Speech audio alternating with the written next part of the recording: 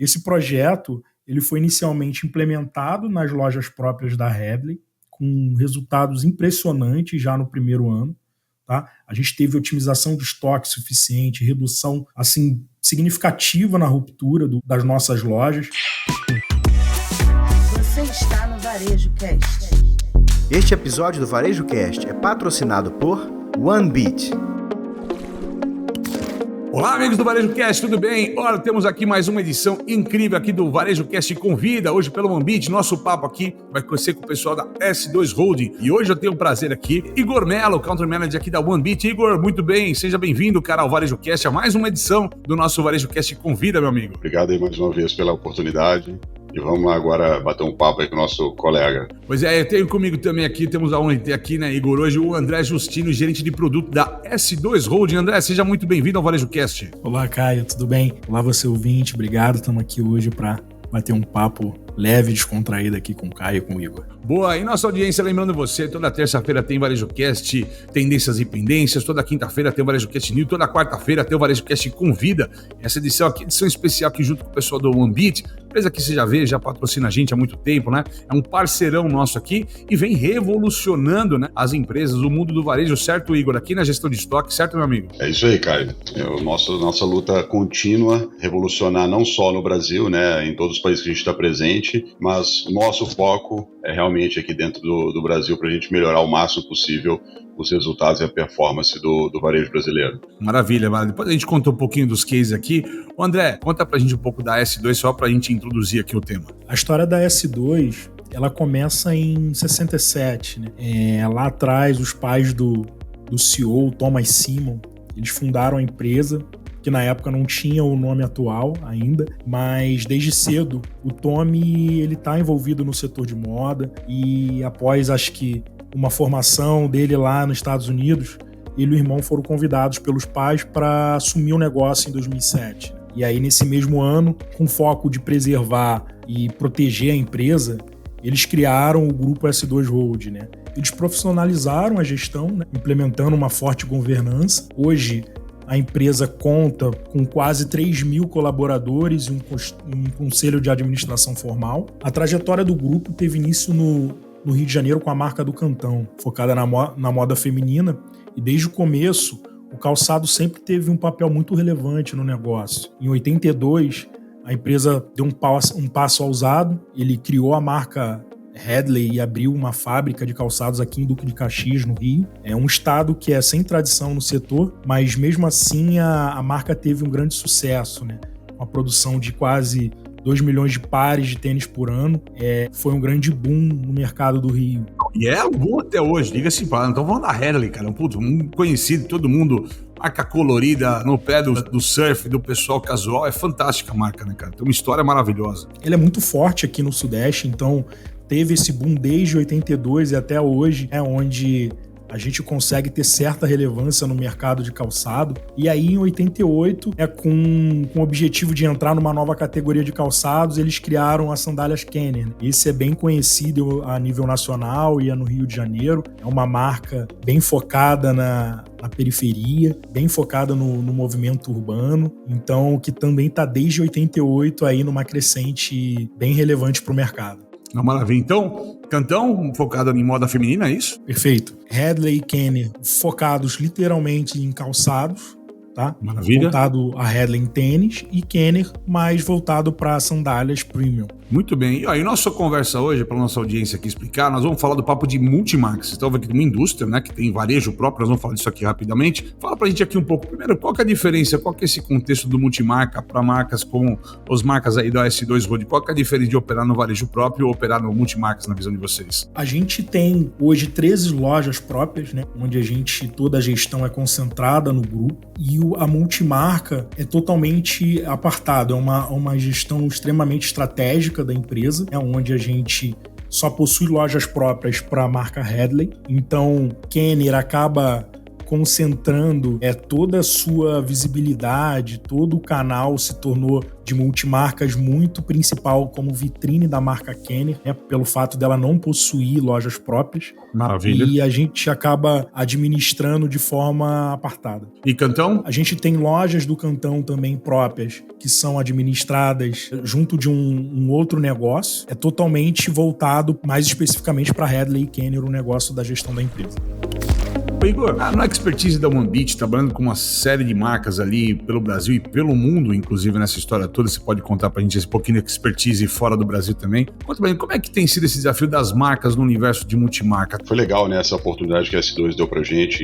Foi um projeto um pouquinho atípico do que a gente tem mais costume de trabalhar. A gente trabalha muito mais com marcas de lojas próprias. E quando o Grupo S2 convidou a gente para bater um papo e entender um pouco melhor essa necessidade, era justamente para atender o multimarca que compra através do atacado, mas que é basicamente toda a zona de saída dos produtos que são fabricados, etc. E a grande problemática, que é a grande diferença entre atender o varejo próprio, com lojas próprias, ou franquias, que vai ter mais ou menos a mesma característica da loja própria, e o multimarca, é a informação, é o dado.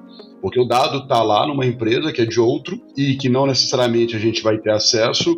E aí o grande desafio é como chegar nesse dado, principalmente aí de estoques nas lojas dos multimarcas e o sellout, que é a venda na ponta, a última venda, né? Então quase todo mundo que tem atacado acaba tendo só o sell-in, mas aí fica cego. Depois que chega de fato no ponto de venda, o que aconteceu com o produto? E a S2 já tinha esse projeto, né, o Vender Mais, que é o projeto que a gente entrou, já justamente criando essas conexões de dados para trazer para o OneBeat para a gente poder gerar inteligência e apoiá-los a criar uma sugestão mais assertiva para que os clientes da S2 pudessem vender mais. E é legal isso, né? Porque a S2 ajudando o cliente a vender mais e, obviamente, em consequência, a S2 também vende mais. Mas é totalmente um processo que a gente chama de ganha-ganha. É a cadeia inteira ganhando.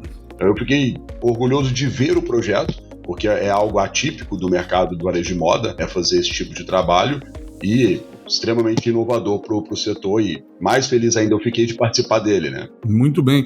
Explicando para nossa audiência um pouquinho os termos até de sell-in, sell-out, né? Vamos lá, assim, se você é uma indústria e você vai vender com lojas próprias ou franquias ou canais, você controla muito bem o que você vai para esse canal e muito bem a resposta do que você vendeu, porque você controla a saída desse produto. Então, você fabricou 100 peças, mandou 20 peças para aquela loja, mas você controla que venderam 20 peças para aquela loja. Isso é o sell-in. A questão é quando você é o atacado, explicando para nossa audiência, você está vendendo para um player externo.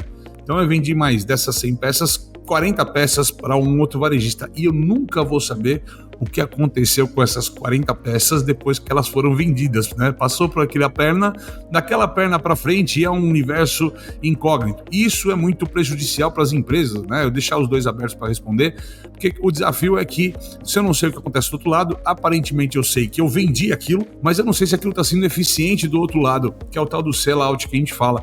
Faz sentido para vocês?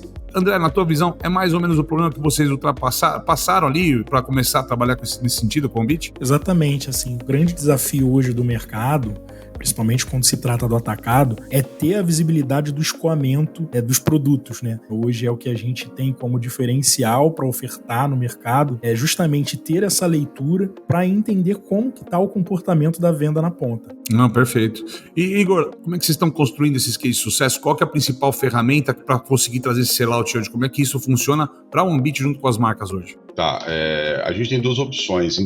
Falando de OneBeat, né, que a gente pode construir o lake conectando nos PDVs ou nos RPs das empresas e trazer o lake e a gente fazer essa gestão. Especificamente... Traduzir, quando a gente fala do lake, a gente está falando do data lake, né, o centro de dados, mas assim, a gente está falando onde vai ser reportado o lake, o pessoal a gente chama de lake, porque é onde vão ser reportados todos os dados da empresa, certo? Exatamente. Aí como são várias empresas, sai conectando e puxando isso, juntando num grande banco de dados, né, o chamado Data Lake, que é onde, a partir daí, a gente trabalha. E faz toda a rodagem de inteligência para a gente dar o feedback lá para o varejista final.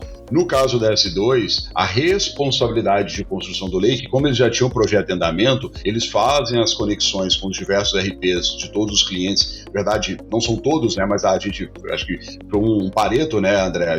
Vocês pegaram os maiores, estão conectando neles e a gente vai chegar, se eu não me engano, me corrija se eu estiver errado, André, a 2.000 lojas conectadas, no total, fazendo a conexão, criando o lake do lado da S2, e eu puxo os dados de lá e retorno de volta a resposta, que seria a inteligência de compra, né? O quanto de fato cada cliente intermediário, que é o cliente da S2, tem que comprar, e depois, obviamente, o consumidor final ir lá e sempre ter o produto certo, no lugar certo, na hora certa, que é o grande objetivo que a gente tem, né?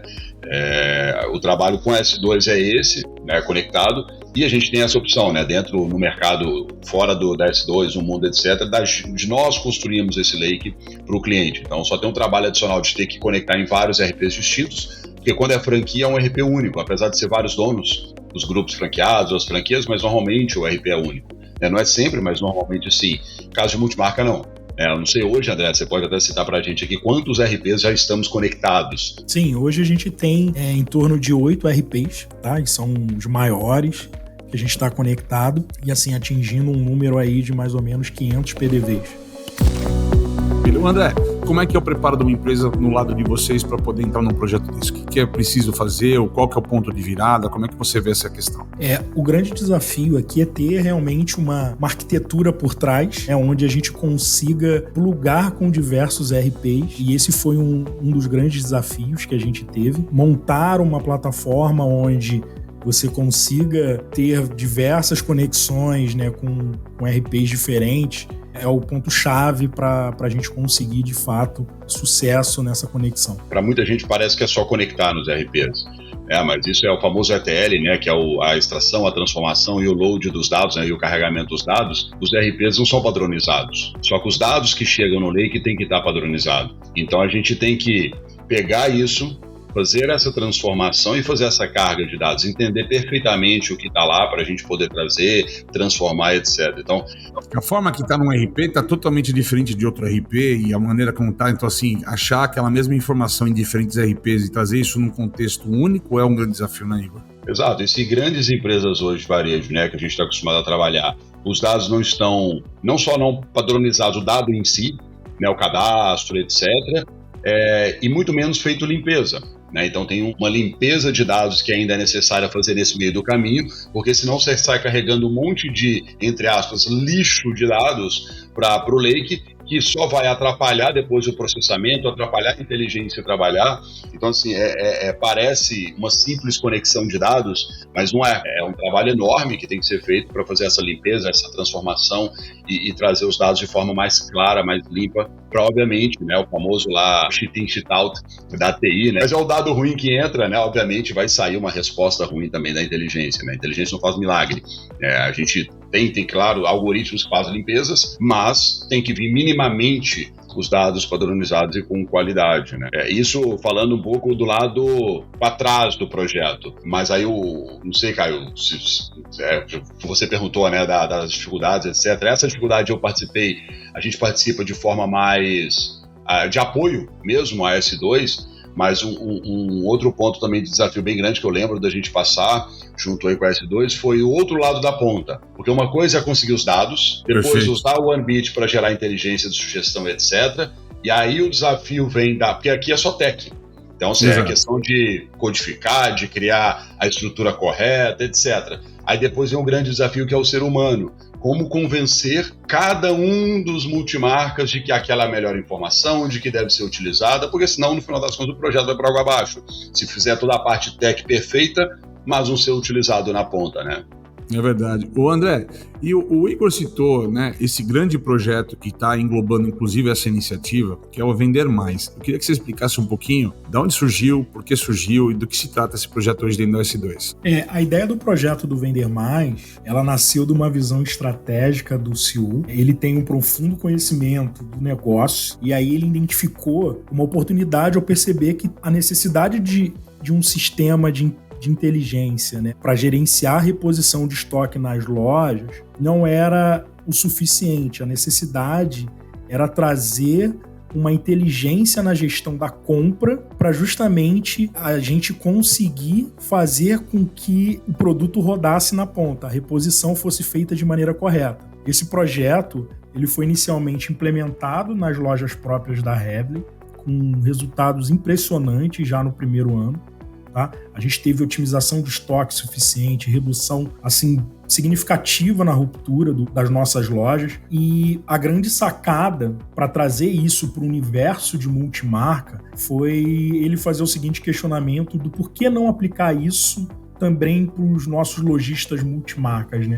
É muito trazendo o que é a essência da empresa, né? Que é construir e fortalecer a marca. É uma visão de ecossistema mesmo, né? Que a gente fala tanto nas empresas, pensando em grandes empresas, mas a partir do momento que eu resolvo minha casa, eu quero compartilhar isso com os demais players que estão no meu ecossistema de negócio, é isso? Exatamente, isso traz toda a satisfação do cliente de toda a cadeia. Você satisfaz o lojista, você satisfaz o cliente final e fica todo mundo feliz no final das contas, né? É realmente como o Igor falou, é uma relação de ganha-ganha. Vocês observaram algum crescimento de algum player desses que trabalharam com essa solução de sellout? Sim. Nesse sentido, a gente já tem alguns cases de sucesso interno, já tem algumas multimarcas que já dão sinais de aumento do sell-in dele com nós da S2 e aumento do sellout dele na ponta. Isso já comprova que o modelo, né, esse pensamento de aplicar para multimarca, ele funciona. Ô Igor, tem essa mágica do sellout que pouca gente entende quando a gente fala lá do sell-in, do sellout, da questão do atacado, né? Que assim, normalmente a gente fica feliz como indústria quando a gente vende a mercadoria e tá vendendo e estão comprando. Então, todo mês eu vendo 5 caixinhas preta lá, tem 5 caixinhas preta, 5 caixinhas vermelhas, 5 caixinhas azul. Caixinha preta vem todo mês, o cara sempre compra 5. Magia do sellout, eu começo a entender que ao invés de 5 caixinhas, esse cara podia comprar 20 caixinhas pretas, né? Para vender todo mês. A gente pensa muitas vezes nessa conversa logística, muito pela ruptura, né? Mas além da ruptura, tem o que é a probabilidade de venda daquele negócio, que é a magia que acontece atrás desse sistema hoje, né, cara? Da inteligência artificial. Sim, o grande ponto, né, como você disse, né, compra 5, depois mais 5, depois mais 5, e assim vai de forma mais contínua. A gente tem dois grandes elementos aqui que muda bastante. Usar soluções que vai ajudar ele a identificar o potencial full que ele tem. O primeiro ponto é o seguinte: por que ele sempre compra 5, né, em teoria? Porque ele está sempre só replicando a venda que ele teve. Então Exato. Ele não está vendo se tem potencial escondido, como que tá. É o que a gente chama de profecia autorrealizável, né? Que ele só compra porque vendeu. Então compra de novo. Mas aí tá com um monte de ruptura. Aí não vendeu porque não tinha. E aí vai só replicando isso e acaba que nunca descobre. Isso no mundo do varejo é uma coisa que absolutamente nunca acontece. Eu tô sendo sarcástico na questão. E assim, isso dentro da empresa que controla de ponta a ponta já acontece. Imagina quem não controla, que não tá lidando só com o fornecimento da S2, ele tem outros, que é o multimarca, né? Ele tem um monte de marcas ali que ele está negociando, que ele está vendendo, o dinheiro é finito, então ele tem que escolher aonde ele aposta mais, onde ele aposta menos, e aí vem o segundo ponto, que é importante destacar, a gente tem exemplos de sucesso também nesse sentido, que é a partir do momento que você consegue mostrar potencial, não só comprar mais do mesmo, como abre a oportunidade de ampliar o mix de produto. Porque Exato. Fica muito nessa de comprar sempre o mesmo volume, só da mesma coisa, aí o cara foca o Headley preto, o WAC, me ajuda aí, o WAC preto, esqueci o código agora, André. 01. Aí vai só nele, só que, cara, tem uma variedade enorme para ser aproveitada. Quando você começa a liberar e vê que vende mais de um, e começa mais um, vende mais do outro, então, por consequência, um projeto como esse não só ajuda a ele a comprar melhor daquilo que ele já compra, mas como abrir oportunidades para sortimento, variedades que ele ainda não apresentou, tá? Então, normalmente, abre mais espaço para comprar mais variedade também. Ou seja, olha o ganha-ganha dessa história, né? Então, você pega um seller, ou seja, que está lá na ponta, depois do atacado, você está fazendo ele comprar mais, assim, tanto no horizontal quanto no vertical nessa história, ou seja, ele vai vender muito mais, de maneira mais produtiva, mais lucrativa, vai comprar contigo, ou seja, isso em um player. Quando a gente bota na escala de várias sellers que você tem aí num modelo multimarca, isso se torna um negócio absolutamente fantástico em termos de resultados. Tá certo, André? Faz sentido? E assim, Caio, eu posso te afirmar que essa é uma das grandes lições que a gente aprendeu com o projeto Vender Mais, tá? Ele tem uma aderência muito grande para os produtos perenes, né? Que é o que a gente acaba falando que são os BESTs aqui, os best sellers. Eles possuem, a gente pode dizer assim, que para o algoritmo funcionar é importante ter uma série histórica robusta, né? Com grande volume de dados. Isso acaba sendo essencial para os clientes que têm esse perfil de produto. A gente acaba vendo que, de fato, funciona de uma maneira muito assertiva o modelo estatístico. Muito bem. Ô Igor, a gente conhece, eu queria que você explicasse um pouco esse conceito de VMI, né? O VMI, como eu gosto de falar em português, tá, meu amigo? O VMI, que é o Vendor Management Inventory, né? Que é o que vocês usam como Ambit e tal, e como é que isso tem ajudado a S2 a sugerir compras ideais aí para as lojas multimarca, para buscar essa maximização de venda? Traduzindo a sigla, né, de forma exata, né, na verdade é a gestão de estoque do seu cliente, né? Então, é como se o supplier, né, o fornecedor gerisse o estoque lá da ponta de forma automática. O que a gente faz com o S2 é um semi-VMI, vamos chamar assim, né? Porque a gente sugere, mas não é uma gestão automática.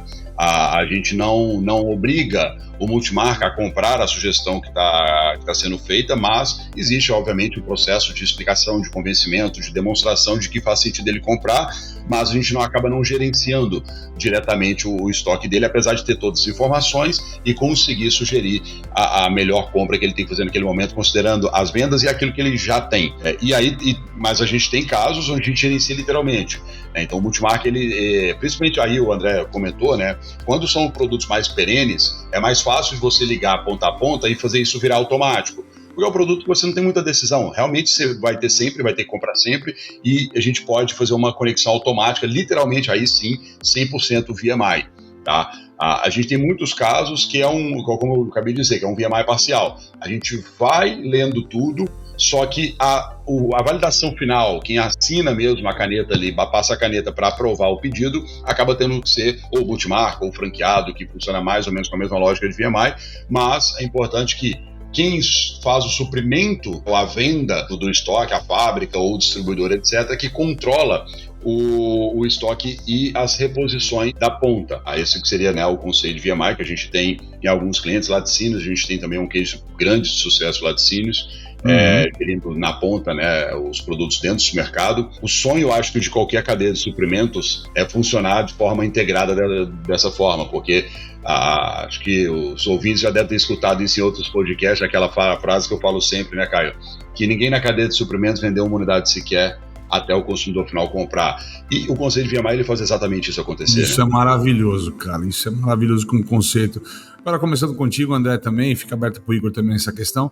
Que lições que vocês aprenderam com esse projeto Vender Mais, pelo menos até enquanto, nesse começo, nessa história, que podem ser aplicadas por outras marcas nesse tipo de canal multimarca? Qual é o conselho que vocês dariam para as marcas multimarcas aí do mercado? É que é muito melhor você trabalhar com a inteligência, apesar dos erros, né, do mínimo de erro que ela pode cometer, do que sem ela, né? Porque eu costumo dizer assim, que atualmente ninguém consegue acompanhar a performance de todos os produtos de forma tão precisa, mas que para os perenes, o Vender Mais, ele ajuda de fato a reduzir a ruptura e maximizar a venda. Então é uma grande lição quando a gente fala que o Vender Mais, ele tem uma aderência muito maior aos produtos perenes por conta dessa série histórica robusta, dos grandes volumes de dados. Então, maravilha. Insight prático que a gente pode compartilhar aqui com outros profissionais também que enfrentam esses desafios semelhantes aí na gestão de canal multimarca, meu amigo? Caio, o meu sonho aqui, enquanto, como eu disse no início, né, que é o nosso objetivo, maximizar o varejo brasileiro, é convidar de um lado os fornecedores, né, as fábricas e as marcas a fazer projetos parecidos, a copiar de forma inteligente, né, copiar que eu digo, né, não é pegar a ideia, roubar a ideia, mas fazer parecido com o projeto da tornar uma melhor prática, né? Entender as melhores práticas, vamos dizer assim, né? Exatamente isso, Caio.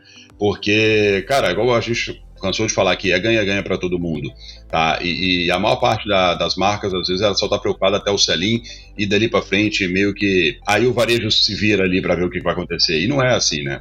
A gente sabe que, no final das contas, todo mundo tem que vender mais, todo mundo tem que ter saúde de estoque, todo mundo tem que ter saúde de caixa. Se a gente comprou errado, comprou demais e isso acontece com uma frequência maior, a gente sabe que vai estrangular o caixa da empresa, vai ter dificuldades financeiras. No final das contas, se o multimarca quebrar, isso prejudica quem está para trás, até a matéria-prima. Cada vez mais as marcas pensarem sobre isso, e é muito mais fácil para a marca promover esse tipo de trabalho do que para o varejista em si, o multimarca. O multimarca, às vezes, ele tem 3, 4, 5, 10 lojas, enquanto o fornecedor em si, a marca, ela tem um poder muito maior de suportar isso, né, de contratar a tecnologia, de dar esse suporte de criação do lake, né, de consolidação dos dados, de tratamento. Então, normalmente, isso parte das marcas, né, Mas é curioso, a gente tem que estar conversando com algumas empresas que está partindo ao contrário. O multimarca, só que pelo nível de importância que esse multimarca tem, convencendo as marcas de fazer o projeto VMI. Então, hoje eu estou conversando com algumas empresas que a gente está fazendo isso já no processo inverso, porque o varejista sofre tanto que fala, cara, me ajuda a trazer as marcas para dentro, para a gente poder fazer isso em conjunto, para a gente melhorar todo mundo e etc. Então já tem até o processo inverso, só que aí é um projeto que a gente está junto de trabalhar junto com as marcas e trazer para um projeto de VMI a gente poder ter essa visibilidade e suportar todo mundo.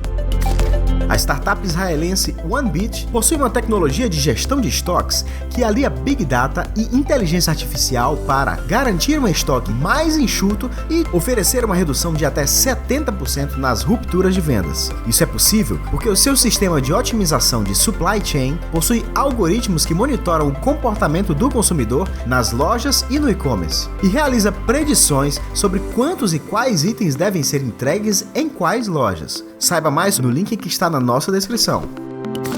Muito bem, ó, e dessa forma aqui a gente encerra essa edição aqui do Varejo Cast Convida, hoje com o André Justino da S2 Road, Igor Mello aqui, Country Manager da OneBit. André, muito obrigado, Igor, muito obrigado. Espero que tenha gostado. Sempre lembrando, toda terça-feira tem Varejo Cast Tendências e Pendências, toda quarta-feira, como hoje, tem Varejo Cast Convida, quinta-feira tem Varejo Cast News e muito mais para você no Varejo Cast. Muito obrigado. Obrigado, Caio, eu te agradeço pela oportunidade, eu te agradeço pelo bate-papo descontraído e que a gente possa, assim como o Vender Mais, conseguir aqui difundir isso no mercado do varejo. Muito bem, Igor, muito obrigado mais uma vez, meu amigo, parceiraço nosso aqui do Varejo Cast. Eu que agradeço, Caio. Obrigado pela oportunidade e pela parceria de sempre e contem com a gente aí sempre que for necessário. É isso aí, pessoal, até a próxima e a gente se vê em breve. Até mais. Um abraço. Você assistiu Varejo Cast. Saiba mais sobre o Varejo Cast e nossos patrocinadores acessando os links na descrição deste episódio. Seja você também um dos nossos patrocinadores. Entre em contato com o nosso departamento comercial. Tem link aí na legenda. Este Varejo Cast foi editado por Yannis Maciel.